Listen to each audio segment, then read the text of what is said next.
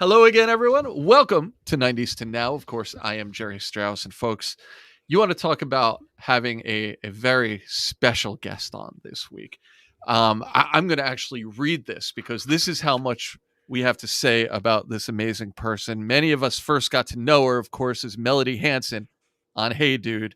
And Marsha times three, Marsha in the Brady Bunch movies, as well as big screen classics like The Craft, The Wedding Singer, Zoolander, Dodgeball, on and on.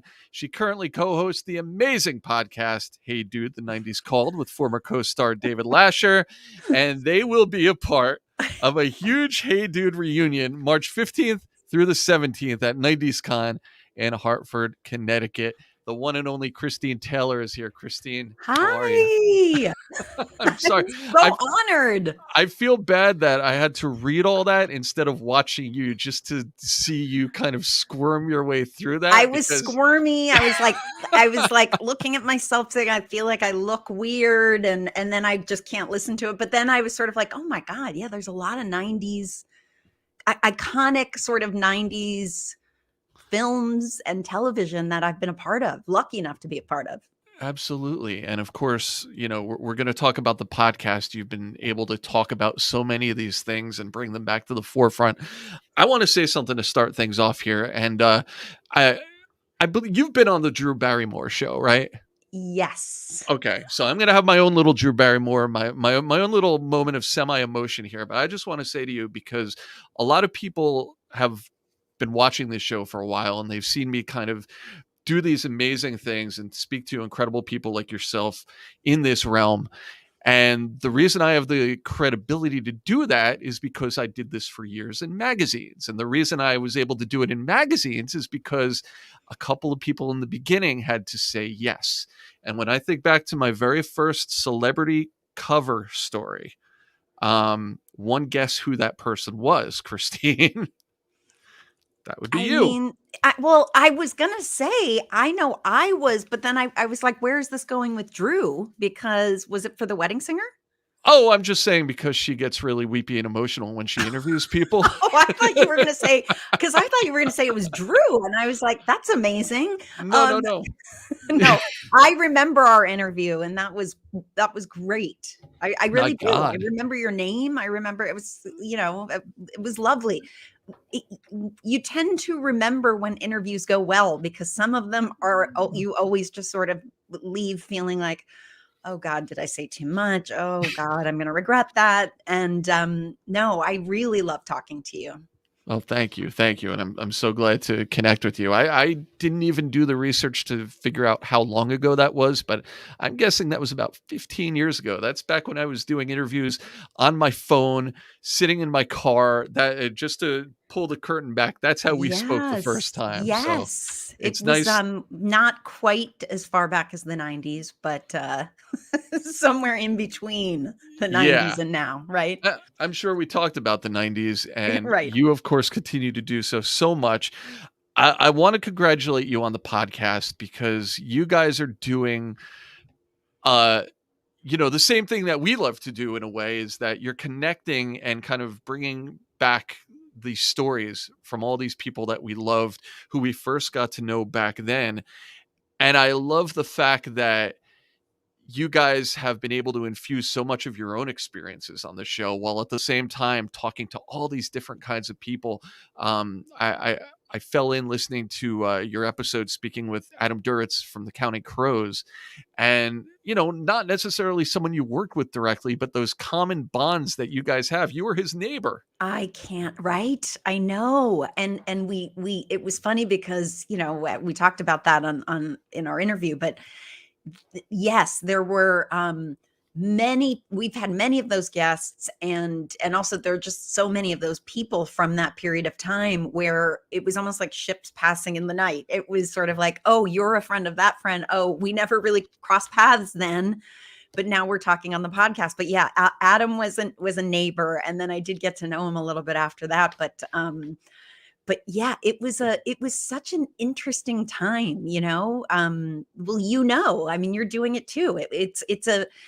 It was a real, I think purely, even just in the entertainment industry, there were so many sort of booming things happening as far as like big huge comedies, Friends, obviously these sort of iconic music in the 90s was exploding in a way that in a different way. And so it's been really interesting for us to be able to sort of take, we always say, take that trip down memory lane. Mhm. And yes, for David and I, since we had our own experience of working together in the very very early on Hey Dude, and then what our paths were and how we intersected, and how because he and I didn't stay in touch for so many years, and Mhm. so many of our cast members hadn't stayed in touch purely because technology wasn't as accessible as it is today. So Right. yeah, so we all just had home phone numbers for each other when the show ended, and we lost touch. But it's been great to reconnect with him, and also just with so many people, and people, we've had a lot of friends on the show, but also just people that we're big fans of, and it's been such a cool experience. I didn't realize it would be so fulfilling. I thought it would be a really fun thing for me to do with David, to reconnect and sort of like get back in each other's lives, as parents, as husbands and wives, as like this next chapter. Um, but I didn't realize how. I mean, it's been very poignant and very emotional and very reflective and connective, Yeah. to sort of put the puzzle pieces together, reconnect with, like I said, reconnect with old friends, and meet so many new great people. I mean, effectively, and we're talking, as you said, about connecting with people that are your friends or people that you were close with, and just people who were kind of in the culture, in pop culture at that time. So it's this opportunity for you to directly like tap into that great time in your life. It's like you're revisiting it. So it's got to be cool for you just to go back and sort of revisit all those connections and all those people and all those things that you love that people did back then that we're still talking about today. Yes. And also, because we all have our own memories of it. Like, I have my own photo albums, and I'll be able to sort of point and tell those specific stories to my kids, to my family, and look at, because I was a big picture taker too. I Mm. loved taking my camera and going and getting film developed. Yes, getting film developed. It was not easy like it is today. But ironically, my daughter, who's 22, almost 22, the sort of retro aspect has come back. She loves getting those disposable cameras and Yep. dropping them off and waiting a day or two. God, can you imagine waiting to get some pictures back? Um, but what you were saying is, yeah, it's interesting because I have my versions of the stories. And, in the case of doing the podcast with David, he has his versions of the stories, and we can kind of fill in the blanks a lot. And with a lot of the guests that we've had on, particularly with our, the our closest, the ones that we did the show together with, Yeah. everyone has their own perspective, and it's really interesting to see which pieces we remembered and how we remembered them, and compare notes a little bit. That's been Yeah. kind of fun. It's great. And look, it's I believe a really addicting format that you guys have come together with, because you've got a diverse array of guests, certainly from week to week to week, but it's always going to be you guys, and the conversations are always great. So whether you're a fan of that person or not, you're going to love that next episode, because you've set the tone for just how great these interviews, these conversations are. Is that something that has come easily to you when you guys first started the podcast and you first started bringing guests on? Just the idea of kind of balancing that idea of being the host in the interview, but also having an organic conversation. Was that a kind of a tough thing for you to kind of develop that balance, or did it come naturally to you? Well, it was, it's funny because I rarely listen back to the interviews. At the very beginning, I did because I found that I was I was very critical. It was a good thing and a bad thing because I think I maybe was overthinking things, but it gave me a sense of first of all, there's certain words we all say over and over again, like "Wow, that's awesome," and we've talked. We did have a guest on recently who has his own podcast as well, and he said that he posts on, like, has big post-its. Don't say awesome. Don't say wow. And so I stopped listening just because I was getting a little bit too sort of critical of it. But what was so helpful was sort of um the friends in our lives and our family members and the people that were listening from the very beginning, because it wasn't like we knew it was going to be 90s. We knew we were going to have people we knew, some, and then we have our dream guest list. But we never really talked about, like, hey, we're going to take a few minutes at the beginning to, we never, it was sort of like, let's just do, the first episode was a sort of little mini Hey Dude reunion. So it was just easy to start chatting. And then we started getting some feedback. Like, it was, because when we would have a little mini conversation about who the guest was going to be, or something personal would come up, or, we had a funny anecdote to share. And so the feedback we started getting was people really liked hearing us chat a little bit first, just about whatever, our lives, what we're watching, what we're loving, what we're hating, so, that really did come naturally. I feel like every time, and, it's funny because now we're in our second season, if you can call it seasons, but our second year of doing it. And I feel like it does feel so much easier. It feels more natural now. It never was difficult. It never felt forced or sort of contrived in any way. But I just feel like now we get on and I just will make fun of him or it's whatever it is. It just feels very natural. And sometimes you forget. I think that's sort of what people love so much about podcasts and the intimacy of it is a lot of time you really, because you're really not, it's not about an on-camera interview or a very limited period of time that you have to get a certain plug in or a story in, like a talk show. Right. I think it leaves so much room for conversations to go in different directions and for there to just be sort of this openness. Depending on the guest, you can be yourself. And I think guests feel that way too, Definitely. And you guys, of course, some of your guests are just so familiar to you guys anyway, but you just seem to make everyone so comfortable who comes on the show, no matter who they are. And I think it relaxes the people who are listening. And it just makes them feel like they're hanging out in the room with you guys. And that's so nice. That's such a great thing to hear. I appreciate that. Hey, it's working. It's definitely working. And, obviously you guys are now, because of this podcast, in demand to be out in the world, in demand to be seen. And we're talking about 90s Con. We're going to talk about that in a few minutes because this is kind of a big thing for you and for 90s Con to come together. I think it's a long time coming. I want to know, because we put the word out that you're going to be on this show and people chimed in.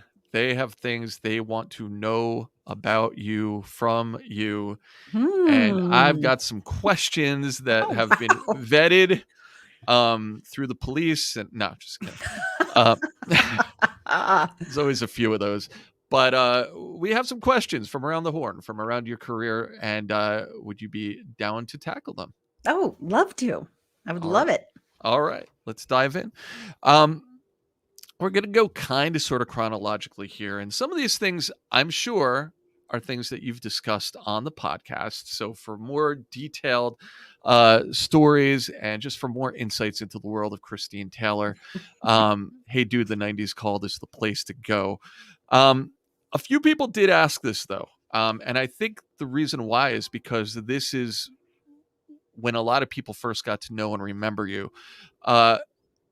Future Studio will credit this because I believe they sent this to us first. How did she get cast on Hey Dude in the first place? Now, this is in your eyes, was this your first major gig in this world? Well, I mean, it was the first major gig was a Burger King commercial. Okay. Was a national television commercial that started airing all the time, and it was and I grew up in Allentown, Pennsylvania, and I was just living my high school life, and I was on I was on the diving team, and this I was a swimmer and a diver, a competitive diver, and I had, I was, and I was just doing school plays. Like, that was what I loved doing. I had a very full life, and was in a play in a community theater production in Allentown, and a talent manager there saw me in the play and said, "Hey, I do on camera acting classes, and I'm a talent manager for my daughter was on a show called Give Me a Break, which was a big sitcom Sure. Nell in the Carter. 80s. Mhm. And exactly, and the youngest kid on that show her name was Laura Jill Miller, and her mother was, and they were from Allentown, and her Okay. mother became a talent manager after sort of seeing her daughter's journey, while being on the show. So she really approached me, and it was one summer that they were putting out a sort of national casting call for this Burger King commercial. Hmm. And she just she just said, "Hey, would you want to go into New York City and audition for this?" And my mom and we drove in 2 hours, and parked the car and made a day of it, and I ended up getting that commercial. It was, I remember going in and auditioning I was in the room for 5 minutes, just reading off of a cue card into a camera, like, alone. And I said, compared to theater auditions in Allentown, like community theater auditions that I'd been doing, for the last few years in Allentown, it was so easy. I was like, there's no panel of people. It's not a stage. You just go into a little room, you read the thing, and then you leave. No strings attached. No, it really. And I ended up getting that commercial. So that was really the first big thing. But what happened then was she started sending me in on other commercials, and Mhm. I did do a lot of commercials over that next year. And then out of nowhere, it was, hey, there was some, like, I think I auditioned maybe for a soap opera or two in New York City. Mhm. And then I got this call saying they're auditioning for this new series for Nickelodeon. David and I talk about this on the podcast, but at the time, Nickelodeon was not what it is today. It Right. was not everybody even got Nickelodeon. It was a cable channel that you had to pay extra for Right, to right. have You access have to have the to. good package, You yeah. had to have a good package. And they really weren't doing a lot of scripted television. I remember the Green Slime. I remember sort of like game shows and things like that. Of course. And so, it was just a pilot that was going to be set on a dude ranch, and I read it, and there were 2 girl characters in it, and they initially had me read for Brad, the other character, Mhm. and yeah, I went in and read, and then they called me back and said, "I think we're going to have you read for Melody, the other character." And that it was, I think maybe that audition, and then one more audition where Kelly and I got matched up. It all happened fairly quickly. I mean, maybe there was another meeting or two in there that like I said, I need other people to help me piece the full story together. But that was really how it happened. It sort of stemmed from doing commercials, and like agents sort of seeing, oh, this person's booking some national commercials, and let's send her in for a couple other things. And yeah, and that was the beginning of it. That was, it was sort of, I was a senior in high school at the time, and I had to leave, like, it was like November that we left for Tucson, Arizona to go shoot the pilot. And Mm. then by the spring it had gotten picked up, and I was already applying to colleges, and I left in the spring of my senior year to start shooting the series. Wow. Just like that. Just It like all that. off and running. Um, Frank Stallone. I can't believe Frank Stallone is emailing us. I'm suspecting it might not be the actual Frank Maybe Stallone. not the Frank Stallone. If it's a Frank Stallone, that's okay. We'll take that. We'll take Do, it.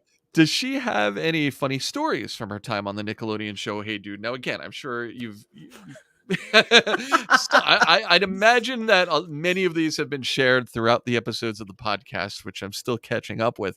But is there any that come to mind? Maybe an exclusive, anything I that you? mean, I think any exclusive, like, first of all, there were so many, the big story, and it's no longer a big story anymore because that was sort of our exclusive when we started the podcast, was that David and I started dating during the series. And that was something that we never publicly talked about. We did a reunion of the show, like, I don't know, 10 plus years ago Mm. in Austin. And we didn't talk about it then. We were on a panel and they said, were there ever any? And we just sort of said, everybody was just really close and we were all like family, which was also true. Mm. But so I feel like, the funny stories to me, and again, if you listen to the podcast, I sort of ad nauseum give David a hard time about these, was really sort of when we broke up and had to still work together. And it was not funny at the time, but to me, funny how just how uncomfortable it was for us, that, and it almost felt like it wasn't deliberate, but the way the universe works, it's sort of like you break up and then immediately the next episode, you're in every scene together Of with, course, with of that course. person. And, I've shared that there's there was some behind the scenes footage somewhere where you see us like acting together and then they yell cut and you just see us walking in opposite directions. And so we tease each other about it now, but yeah, I mean, I really think like to me, some of the, and one funny story is that the part of, it's not even that funny, it's just sort of a fun fact, is that the set, there was a courtyard set that they used sometimes, and all of our dressing rooms they made them look like guest, like guest houses in the show, but they were really our cast dressing rooms. Okay. And I do remember a scene one time where we were shooting facing the direction of the doors, and God love Dave Brisbane, Mr. Ernst. He played Mr. Ernst, just kind of like waking up from a nap and walking out the door right into our shot. We did not have a big budget, so it wasn't like we could have our we had to sort of use the set as well as the cast dressing rooms. So it was a modest production, but yeah, we had a lot of fun. Very cool. Very cool. And there is a blooper reel on YouTube that somebody, one of our writers stumbled on and told David and I about before we started doing the podcast. It's not great quality at all, but I think it's like a bloopers from seasons 1 and 2. And it says who had I guess on YouTube it says who uploads the video. And we realized it was like the head of the Nickelodeon network, or like head of production. Like it wasn't even just like, oh man, yeah, we were like, oh, that's amazing. Sold out. Yeah. But you can, there's some funny stuff on there too for anyone who wants to go down the Hey Dude path. Hey, a picture's worth 1,000 words, and a good video's worth 1,000 or 1,000,000 views, really. So that's, hey, never have truer words been spoken. Let's see here.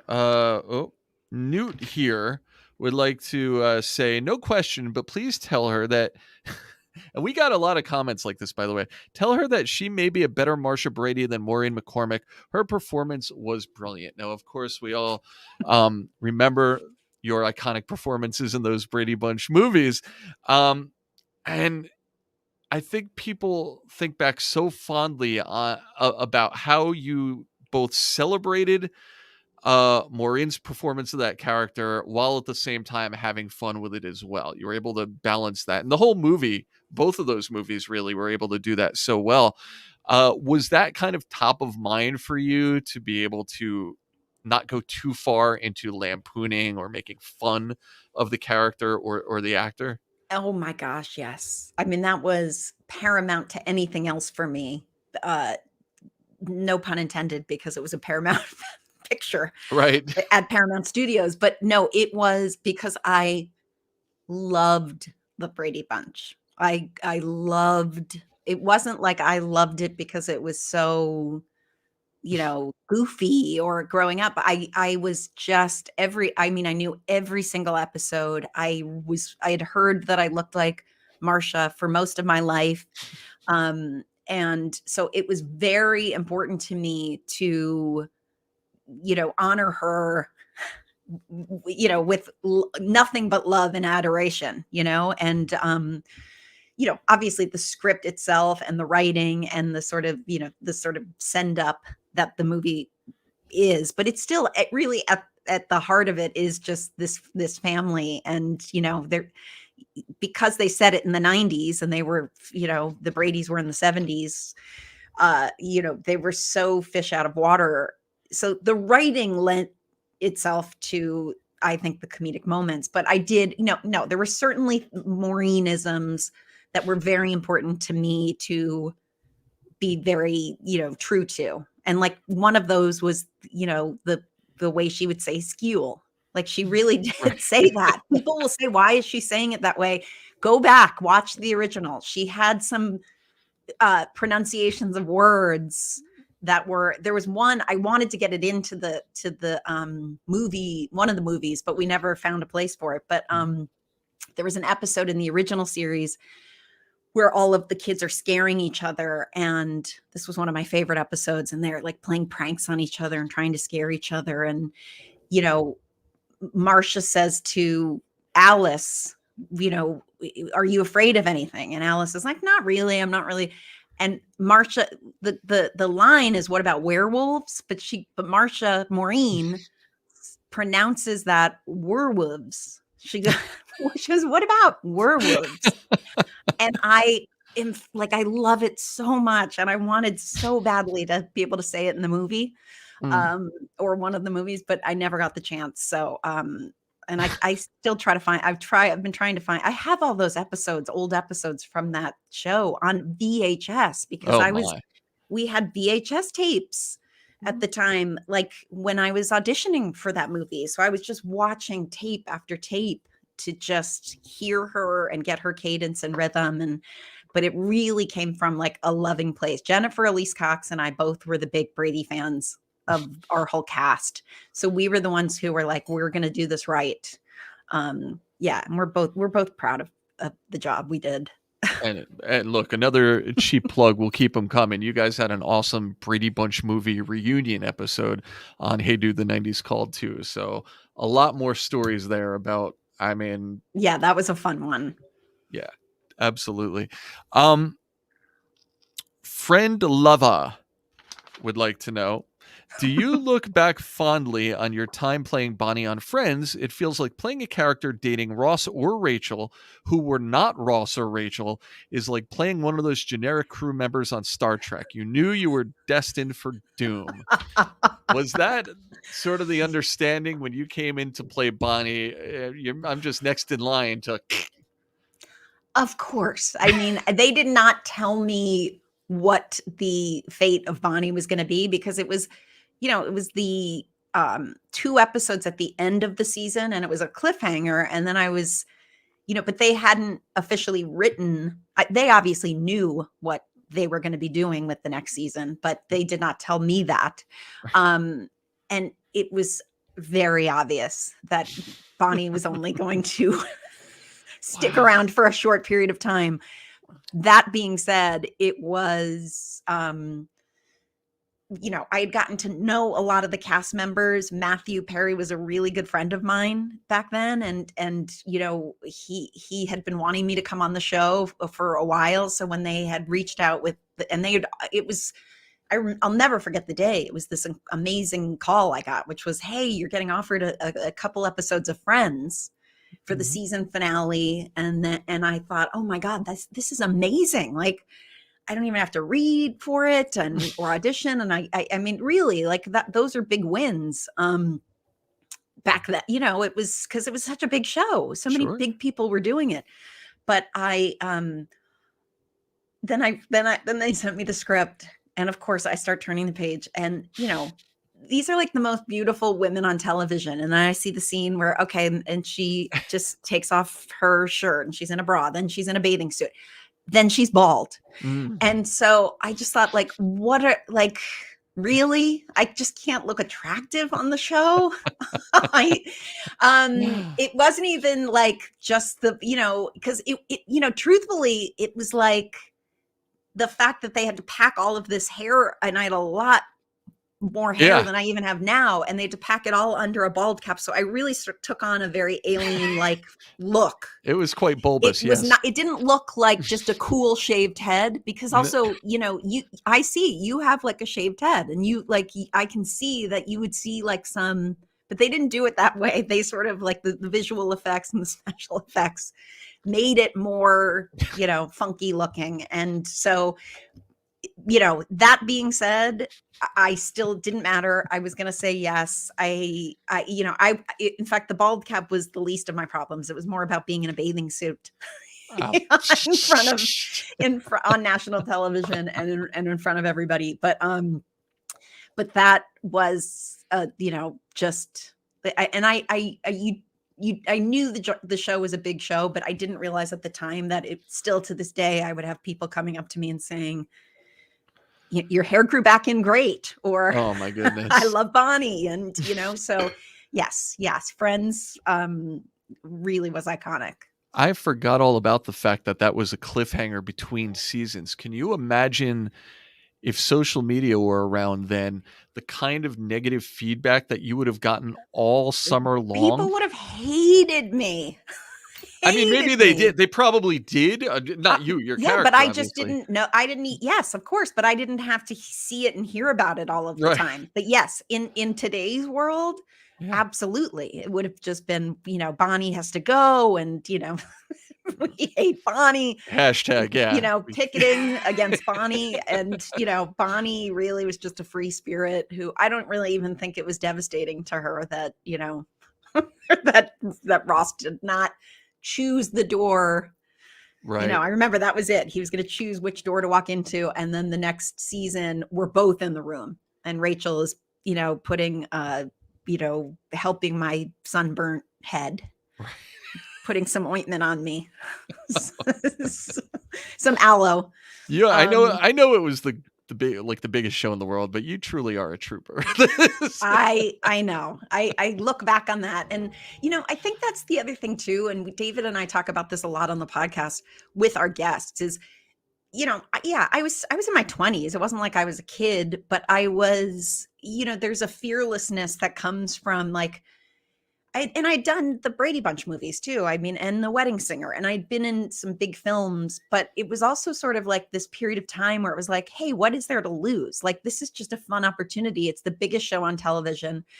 My friend worked on it, and I had gotten to know a lot of the other castmates. And so it was for me, it was like a no brainer. I was never going to say no to doing that. That because of all of the roadblocks that I had in the way, but it was just a blast. Same with The Craft. I mean, that's another one. The Craft was a film where I get the witches put a curse on me, and because I'm a terrible person and a horribly mean girl, and with a lot of issues, and rightfully so, they put a curse on me, and I start to lose my hair, and, just start to realize that, maybe I should be nicer to people. But that was another one. It was like, not even a question. And I'm in a bathing suit in that one as well. So there's a theme here. There's a theme. I want to make a note of the fact that, in communication about having you on this show today, we made no request for you to shave your head. So Thank you. Thank we, you. we're good. Hey, listen, if something called for it in a really good, and to do it in a real way, I think would be awesome. Like I really think that would, I mean, also, having had people in my life go through chemotherapy and lose their hair and have it come back, and it was empowering and beautiful. Like, I looked at my mom as she went through her chemo battle, and I was like, you've never looked more beautiful to me, because there's something about the hair that becomes the sort of mask almost, in a way, not to Yeah. get too deep. But yeah, I appreciate you not asking me to do that for this. But If you come who back on the knows? show, if you come back on the show in the future, we'll You renegotiate never though. know. Listen, okay, we're going to try to rifle through a few more of these questions quickly. Chris Cross will make you jump. Would like to know. We've all heard those what could have been stories about stars who auditioned for roles that ended up going to other people famously. Does Christine have any of those stories? So whether it be a famous role that you played that somebody else well known maybe almost got, or maybe a role that you were in contention for that we never knew about. Oh Anything come to God. mind? Well, that like, there's the list that I could go through. That list. The two jobs that I know for a fact were offered to other people before I played them, that was Zoolander, number one, which was, um playing Matilda. I know because Ben and I had just gotten married, and they were offering it. They offered it to Kate Hudson. They offered it to Sarah Jessica Parker. I feel like there was one other person they offered it to, and I was like the fourth choice and cheap. That's what I always say. I was like, they didn't have to pay me a lot of money. I was thrilled to do it. But so that was one that other people got asked to be in, and then the other one was The Wedding Singer. And I just remember my manager said, because I had auditioned for it, and I remember kind of like really feeling good about the audition. And I didn't read with Drew, but I read with Adam and the director, and I felt like it was just a great audition. And I didn't hear for a bit, and then I got a call saying, Debbie Mazar was going to do that, maybe do that. She's a friend of Drew's or something like that. And she can't do it for one reason or another, or isn't doing it, and they'd love for you to do it. So, so those are the two that I know specifically. Other people were in contention or asked to do the part first. But for me, oh my God, the list. I mean, I'm trying to think of like where I should even begin with movies that I auditioned for. There's so many that you just audition for and then you don't even get close to. Mm-hmm. But I'm trying to think of some, like I remember it because it was big at the time, like when they were doing the Grey's Anatomy spinoff called The Practice. And because Grey's Anatomy was very big at the time, and this would have been early 2000s, around that period of time. But they were doing a big, Shonda Rhimes was doing a big spinoff called The Practice, Mm-hmm. with a couple of the Grey's Anatomy characters. And I really wanted to get that show. Like, I really, really wanted to. And I read with, went in and read for Shonda and the whole thing. And nope, I didn't get it.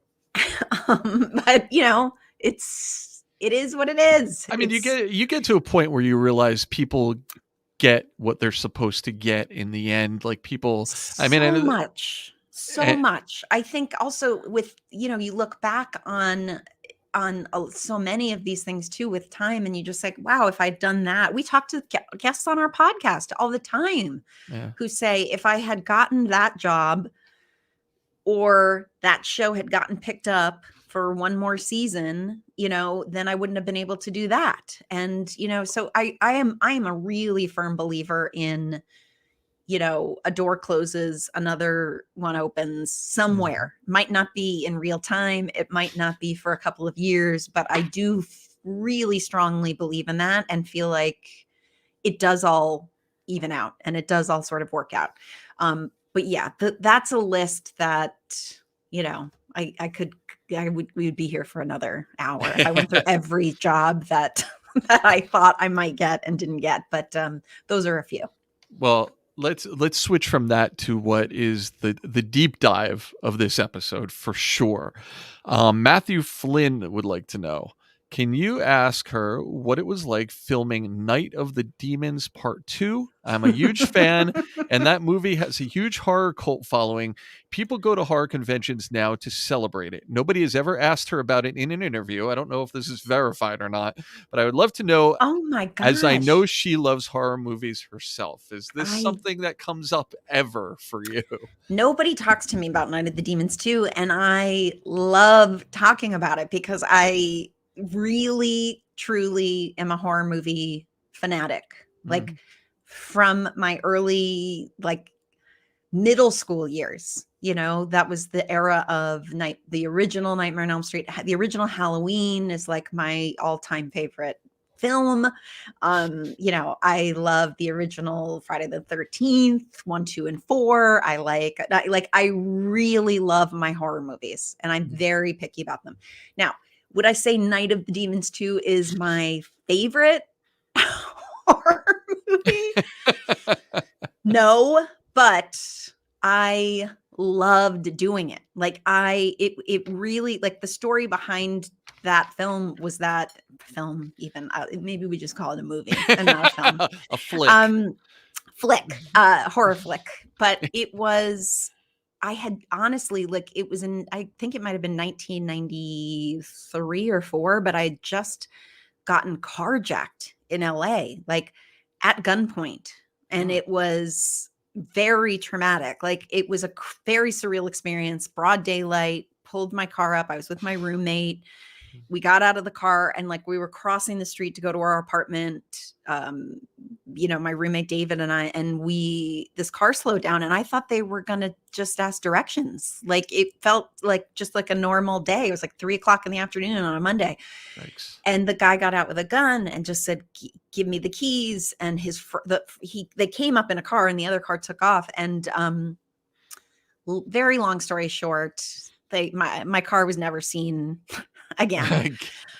It was a traumatizing experience. And I got Night of the Demons 2, like, right. I might have even been auditioning for it during that period of time and got the job. So I got to sort of, like, it was so therapeutic to be able to just go to a set with a bunch of kids. Like, we were all the same age. We were all like in our early 20s, Yeah. and just run around and scream. It was all night shoots. So we just, it was just this fun group of actors that we just had a blast Mm. doing that movie in this old house. It was really, like, down in like, I think Vermont, in Adams, in Los Angeles, like this sort of big house.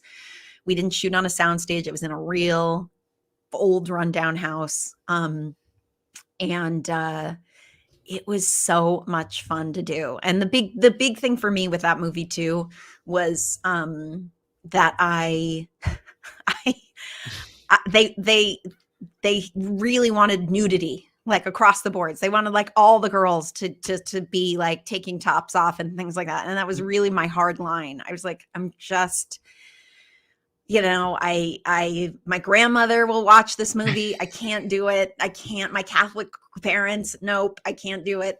So I said no to it a couple Yeah. of times when they finally came back, and they said, "Okay, would you do the scene like where you're in, like, night, like a bra or a nightgown or something?" And I was like, "Sure, that's fine." Fine. But so that was my Night of the Demons 2 story, and I love that there are fans out there. Absolutely. And I have to ask you, and you can answer this with all the bias you can muster.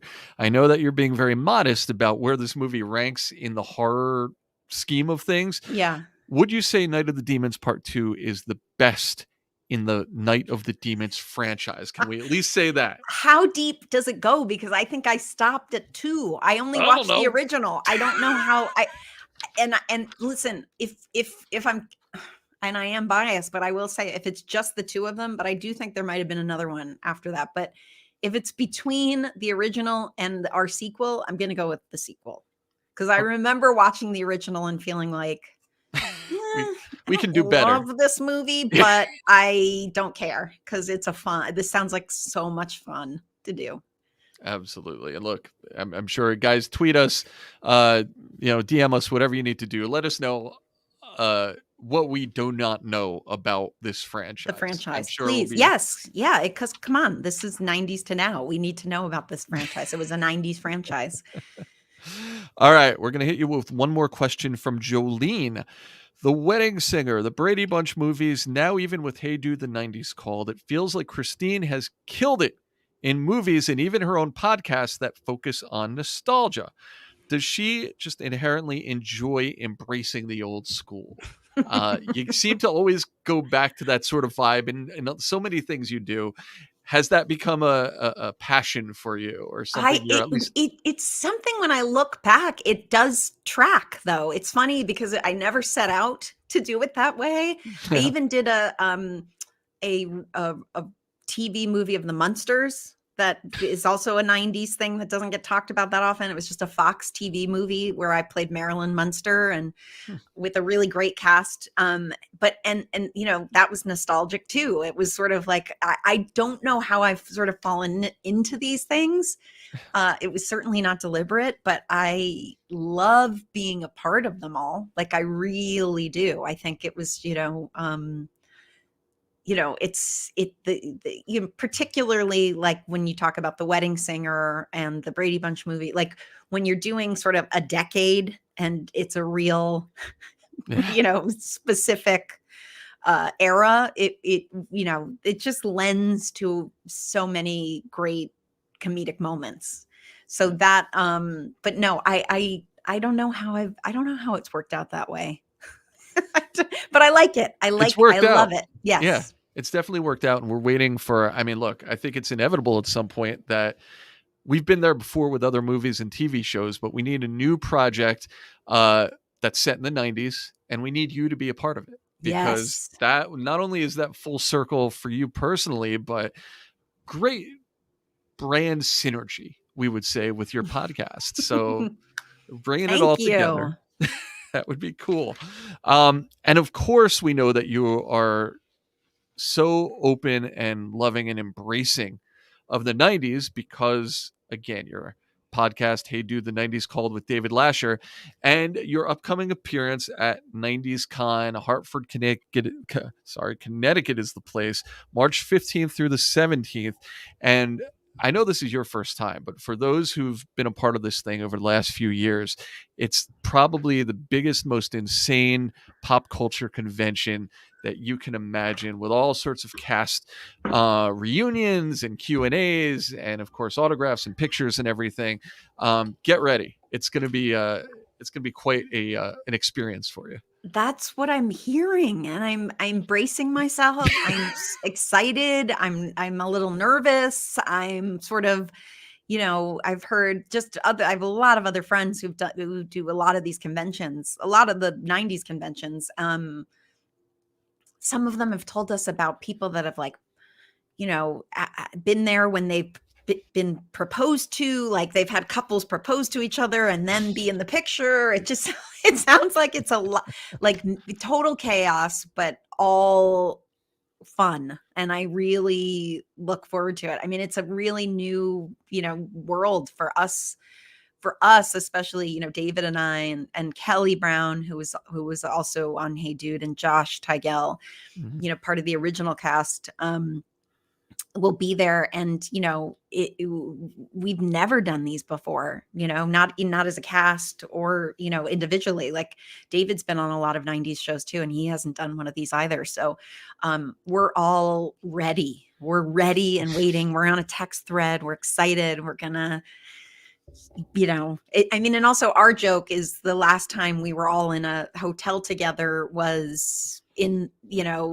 was shooting Hey Dude in Right. Tucson, Arizona. Like, and the Josh Tigel was like, he wasn't even in the hotel with us because he was a local Tucson hire, and his parents would drive him to the set. So it was just David and Kelly. We're like, this, after 30 plus years, we're going to be back in a hotel together again. Like, let the games begin.